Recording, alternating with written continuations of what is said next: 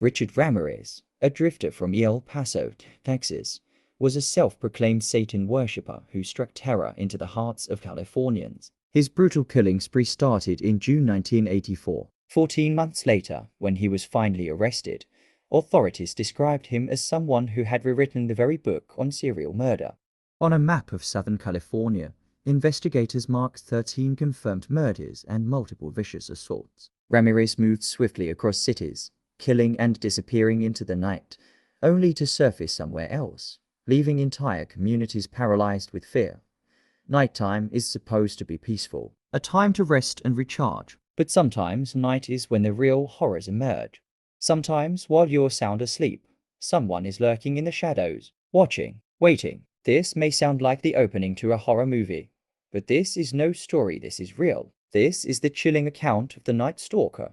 Today's story is one that might sound familiar to you, but we're digging deeper. The twisted tale of Richard Ramirez will have you checking your doors and windows tonight. It's a reminder that some monsters are not imaginary, they walk among us. Let's get into it. Ricardo Leyva Muse Ramirez, later known as Richard Ramirez, was born on February 29, 1960, in El Paso, Texas. He was the youngest of 5 children born to Julian and Mercedes Ramirez, who had emigrated from Juarez, Mexico, to seek a better life. Julian worked hard on the Santa Fe Railroad and had once been a police officer in Juarez, but he was also a man with a fiery temper, who often took his rage out on his family. Unfortunately, Richard was often the target of this violence. Growing up in this harsh and violent environment, Richard quickly learned that pain and suffering were part of life. Things became worse when Richard grew close to his older cousin, Mike Ramirez. Mike was a decorated Green Beret who had returned from Vietnam with deeply disturbing stories and even more disturbing photographs.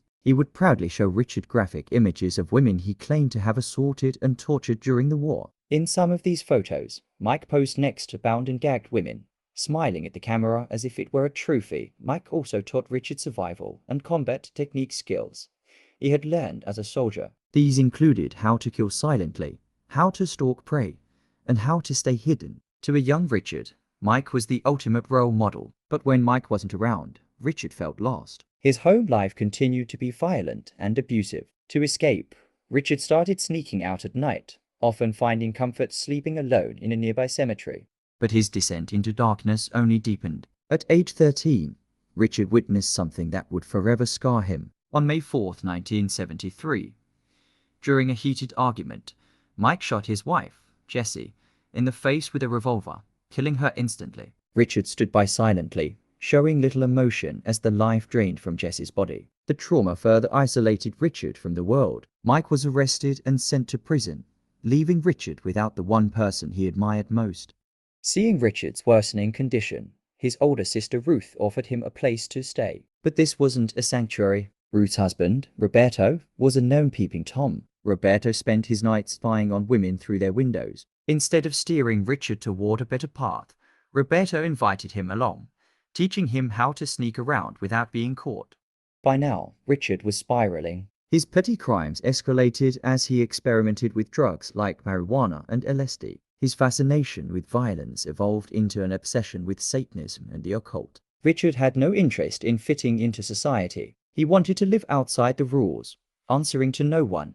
After Mike was released from prison in 1977, having been found not guilty by reason of insanity, he returned to El Paso and re-entered Richard's life. This only solidified Richard's skewed belief system. He wanted to become a real-life villain, the kind that existed only in horror films. Richard began practicing. He started by stealing from neighborhood stores and spying on women, but it wasn't enough. His appetite for power and control grew insatiable.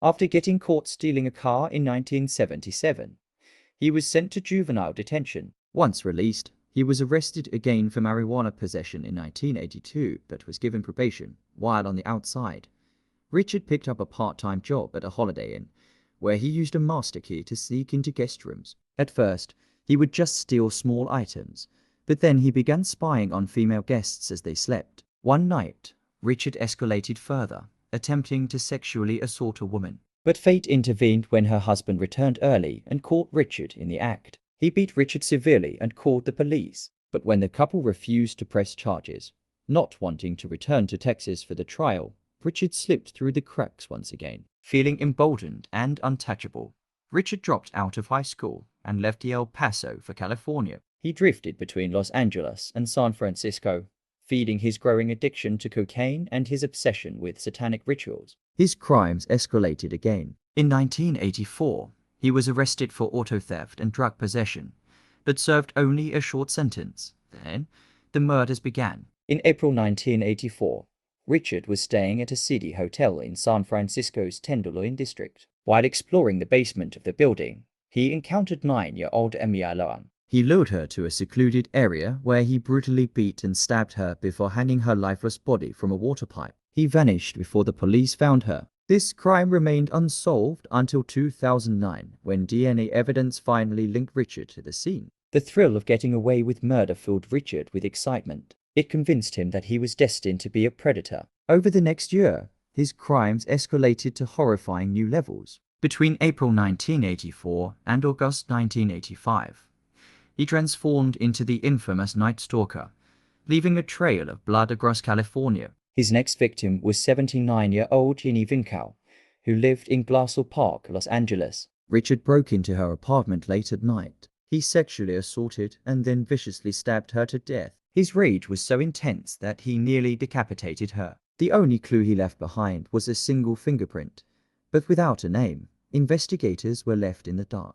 By March 1985, Richard's attacks grew more frequent and more savage. On March 27th, he targeted Maria Hernandez as she parked in her garage in Rosemead. As she stepped out of her car, Richard aimed a .22 caliber handgun at her and fired. Miraculously, the bullet ricocheted off her keys, sparing her life. Richard fled, but he wasn't done. Just minutes later, he entered the condominium Maria shared with her roommate, Dale Okazaki. As Dale hid behind a counter, Richard spotted her and shot her once in the forehead, killing her instantly. Still not satisfied, he returned to the street and carjacked Veronica Yu, shooting her twice. Veronica died on the way to the hospital. These brutal, back-to-back attacks stunned the public. Newspapers scrambled to cover the growing hysteria. Some called him the walk-in killer. Others referred to him as the Valley Intruder. 10 days later, on April 10th, Richard struck again. He broke into the home of Vincent and Maxine Sazera in Whittier. Vincent was shot in his sleep. Maxine, awakened by the noise, was tied up and beaten. Richard demanded to know where the valuables were, ransacking the home as she lay helpless. While Richard rummaged through the drawers Maxine had nervously pointed him toward, she was quietly working on her own escape. With every ounce of strength and courage she could muster, Maxine managed to wriggle free from her restraints. Carefully and silently, she slid across the floor to the bed, where she reached beneath the mattress and pulled out a shotgun that had been stashed there since the couple's previous home invasion. But in a tragic twist of fate, as Maxine raised the weapon, she realized that it was not loaded. The horrifying realization came just as Richard turned around and saw her, eyes wide and furious. The sight of her holding a gun sent him into a blind rage. Without hesitation, Richard raised his .22 caliber handgun and fired 3 shots, killing Maxine almost instantly. Yet, the violence did not end there. Consumed by a frenzy, Richard stormed into the couple's kitchen, grabbing a large carving knife before returning to Maxine's lifeless body. What followed was a scene so brutal, it left even seasoned investigators shaken. Richard stabbed her repeatedly in a blood-soaked rage. But he didn't stop there. In a final, grotesque act of desecration, Richard gouged out Maxine's eyes, carefully placing them inside a jewelry box, which he took with him as a sick trophy. Before fleeing, Richard left another calling card. He deliberately walked through the couple's garden, leaving behind clear impressions of his Avia sneakers in the soft flower-bed soil. He knew police would find them, and he wanted them to. When law enforcement arrived, they quickly photographed and cast the footprints. They knew they had something significant, but they needed more. What disturbed them even further was how the bullets recovered at the Sazera crime scene matched the ones found just days earlier at the Rosemead murders. The investigators now had no doubts this was the work of a serial killer. A pattern was emerging, one marked by sadistic violence and pure chaos. For months that followed, Richard's rampage continued with terrifying momentum. He seemed to relish the fear he sowed as much as the killings themselves. Each crime scene became more unpredictable than the last. Some victims were strangled, others bludgeoned. Some were electrocuted with cords. and several were sexually assaulted before or during the killings. Richard's cruelty knew no bounds. But despite the brutality, a handful of victims survived, living to tell the tale and help investigators slowly close in on the Night Stalker. Then, on August 24, 1985, Richard's hunt brought him to the quiet suburb of Mission Viejo in Orange County. There, he parked a stolen car a short distance away from the home of James Ramirez, who had just returned from a family vacation to Rosarito Beach, Mexico, with his wife and 13-year-old son, James Ramirez III.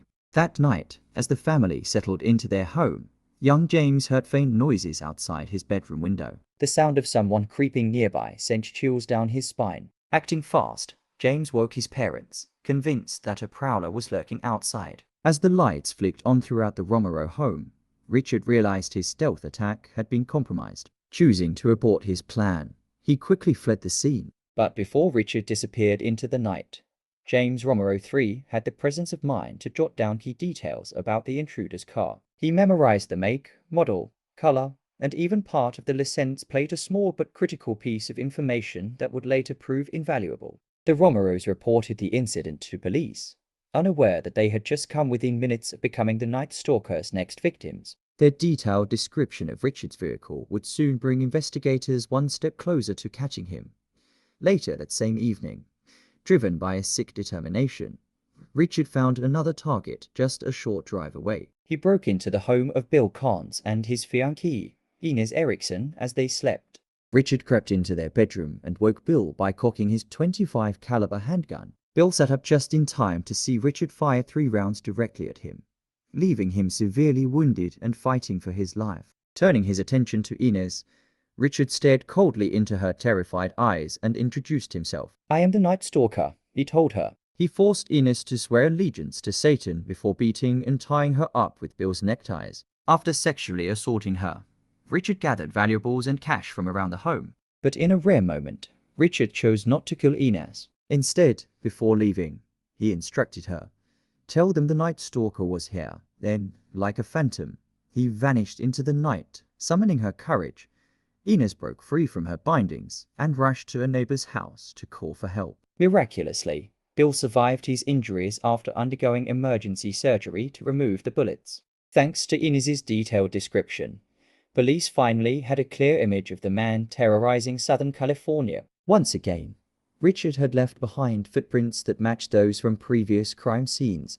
Just 4 days later, Richard's stolen car was found abandoned back in Los Angeles. Despite his attempts to clean it, investigators recovered a single fingerprint from the rearview mirror. When the print was run through the police database, the system pinned Richard Ramirez. With that match, Richard's identity was no longer a mystery. The man who had eluded capture for months was now exposed to the world. His name and face were broadcast across California and beyond. The Night Stalker was no longer a faceless shadow. He was Richard Ramirez. As Richard remained unaware of the storm closing in around him, his face dominated every television screen and newspaper headline across California. The once anonymous predator was now public enemy number 1. But Richard, oblivious to the breaking news, had traveled to Tucson, Arizona, on August 30, 1985, intending to visit his brother. However, when his plans fell through, he decided to return to Los Angeles. By the early morning of August 31st, Richard was back on familiar streets. What he didn't realize was that the police were already tightening their net. Law enforcement had correctly guessed that Richard might attempt to flee the city using public transportation, so they staked out major bus stations and transit hubs, hoping to intercept him. That morning, Richard, dressed in dark clothes and keeping a low profile, entered a downtown convenience store. At first, he blended in, but soon, several older Mexican women standing nearby recognized him from the newspapers on the shelves. Panic spread through the group as they pointed and shouted, "Yelmat N, the killer!" Their cries rang out, piercing the store's calm. Richard's heart pounded as he spun around to see his own face staring back at him from the covers of magazines and newspapers. Reality hit hard. He was no longer in the shadows. In a panic, Richard bolted from the store and sprinted into the streets. He darted across the chaotic lanes of the Santa Ana freeway, weaving through cars and narrowly avoiding being struck. Desperate, he tried to carjack multiple vehicles, but failed each time as drivers locked their doors and sped away. The commotion caught the attention of a local neighborhood. Slowly, Residents began to piece it together. The man running frantically through their streets was the Night Stalker himself. In a rare and heroic moment, the community rose up. Residents banded together, chasing Richard down. One brave man struck him over the head with a metal bar, causing him to collapse to his knees, dazed and bleeding. The crowd swarmed him, delivering blows and ensuring that this predator would not escape. By the time the police arrived, Richard was battered and subdued, held down by the very people he had once terrorized. Officers quickly arrested him on the spot. The nightmare that had gripped California for months was finally over, but the story didn't end there. Once in custody, Richard was transported to court, where his behavior only added to his infamy. During the proceedings, he boldly lifted his palm to the courtroom, revealing a pentagram he had drawn on his hand. "Hail Satan," he declared, shocking those present. He later smeared another pentagram in his own blood on the wall of his prison cell. Richard's unsettling demeanor continued to fuel the media frenzy surrounding his trial. Yet, it was his teeth decayed and rotting that played an unexpected role in the courtroom. While Richard's father provided an alibi, claiming his son had been in Texas during several of the murders, a Los Angeles dentist testified that Richard had visited his office during that very period. The testimony crushed the defense's narrative. On September 20, 1989, justice caught up to Richard Ramirez. He was convicted of 13 counts of murder, 5 attempted murders, 11 sexual assaults, and 14 burglaries. 2 months later, on November 7th, he was sentenced to 19 death penalties via execution by gas chamber. Yet, true to form, Richard reacted to the verdict with chilling indifference. "Big deal. Death always went with the territory. See you in Disneyland," he quipped to reporters, sending a wave of unease through the media and the public. But perhaps even more disturbing was the cult-like obsession Richard sparked. Women from across the country sent him letters, photos, and marriage proposals. Among them was Doreen Lyer, a journalist who wrote him nearly 75 letters and later married him inside San Quentin State Prison in 1996. Doreen publicly described Richard as kind and funny, despite the mountain of evidence detailing his monstrous acts. Though Doreen vowed to die alongside Richard when his execution date arrived, the relationship eventually dissolved for reasons never fully disclosed. Some speculated that even she could no longer ignore the depth of Richard's depravity. Still, Richard's allure persisted. He later became engaged to another woman, a 23-year-old writer named Kristen Lee. Due to California's drawn-out appeals process, it was likely Richard would have lived well into his 70s before ever facing the gas chamber. But fate intervened. On June 7, 2013, Richard Ramirez died from complications related to B-cell lymphoma at Marin General Hospital in Green Bay, California. He was 53 years old. Although the Night Stalker was finally gone, his horrific crimes left lasting scars on the victims, their families, and the communities he once terrorized. The fear he sowed would never be fully erased. Richard Ramirez remains a dark reminder that evil can hide in plain sight. He was a sadistic predator, one who killed without remorse. His legacy lingers as a warning to all. Monsters are real, and they walk among us. Stay vigilant, lock your doors, and always watch the shadows.